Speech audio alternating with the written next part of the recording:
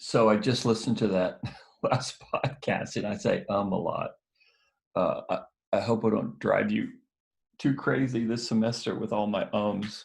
So now I'm going to start talking about the syllabus, which I've created a screen share for it. You can have it in front of you. I'll try to remember to give you the page numbers I'm talking about. And with this, I'll do this in a couple of podcasts. Um, I'm going to break down how the course is taught. I've been doing this course for a long time, Texas history. I'm pleased with how it goes. Students, for the most part, have really enjoyed it. You'll be, I think, very surprised and happy about how much you learn in this course. Now, I know a lot of you all don't like history. You think history is pointless. How does it apply to your life? And blah, blah, blah. You couldn't be more wrong about that. That's really one of the first things I want to teach you. There's a saying, well, actually, I made it up, but I borrowed it from another saying. It's that you may not care about history, but history cares about you. And it's all over these days. For instance, why is it that police treat African American and Mexican American males differently than they do white males? Someone like my son, for instance. Well, that's history. That is part of the policing, the severe policing of minorities is one of the features of US history. Severe policing is designed by fearful whites to keep minorities under control, to keep it's a part of suppression. So to go back to the tragedy of George Floyd, this has been going on in Texas. This has been going on in the U.S. for hundreds of years. There's nothing new here. It's a legacy of racism. It's a legacy of U.S. racism. It's history is another way of thinking about it. The fact that Mexican American and African American rates of getting COVID and dying from COVID are so much higher than whites, that's historical. It has to do with income inequality. It has to do with housing. It has to do with opportunities or the lack of opportunities. These all have a history. So you're swimming in history. You're swimming in history. You can't escape history.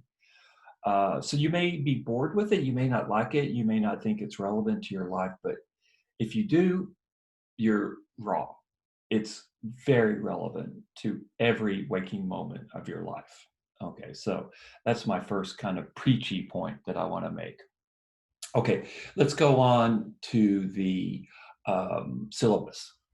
Okay, I'm Dr. Kelly again. I'm always amazed at how many students don't know my name. It may be different in a online format, but it's just kind of hilarious to me. I think every semester, probably half my students don't know my name. I'm not offended. I just think it's funny. But anyway, I'm Dr. Kelly. The best way to reach me, and the only way to reach me really, is my email, patrick.kelly@utsa.edu. It's on page 1 of the syllabus. I'm going to have an online office hours on Tuesdays. If I'm going to set up a Zoom call or set up a Blackboard Collaborate, I'll set up some system where if you want to reach me, you can reach me. Now, if that doesn't work for you, just reach out to me. There's a million different ways that we can get together over the course of the semester. One of the things that the COVID crisis has revealed is things like Zooms, things like Microsoft Teams, Skype actually used to be state of the art. Now it's Microsoft, I think, has tried to kill it. But the point is that there's just a lot of ways you can reach out to me. You can talk to me if you're having issues. Let me just stress that if you're having issues, if something's going on in your life that's stopping you from doing your work, I can understand that, but I can't help you unless you reach out to me. I just can't. There's 160 of you. I can't keep tabs on all of you. So if something's going on, you have to reach out to me. You have to be an active student. And this is true of all your courses, not just my courses. Be an active student. Don't be passive.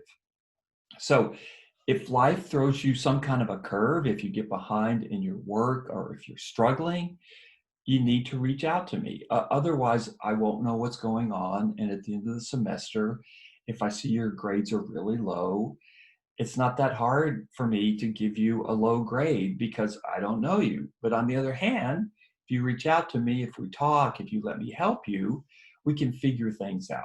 I'm here to help you figure things out. That's true if it was online, if we were meeting in person. I'm very happy to do that, and I'm very capable of doing that. Now, this isn't just true for my course. It's true for every course you're taking at UTSA. Don't be passive. You need to be an active learner. You need to uh, go in and help with your own education. You need to let us help you. Okay? So, like I say, if you need to reach out to me, email me. Also, Kyla is very responsive. If you want to talk to her, if you'd rather not talk to me and you'd rather talk to her, or if you want to pass on something through her that you're unhappy about, we will talk all the time. So she's there to help you as well. And you can email me, or you can we can have some kind of online meeting. And if those times that I set up don't work for you, we'll do another time. I'm at home just like you are.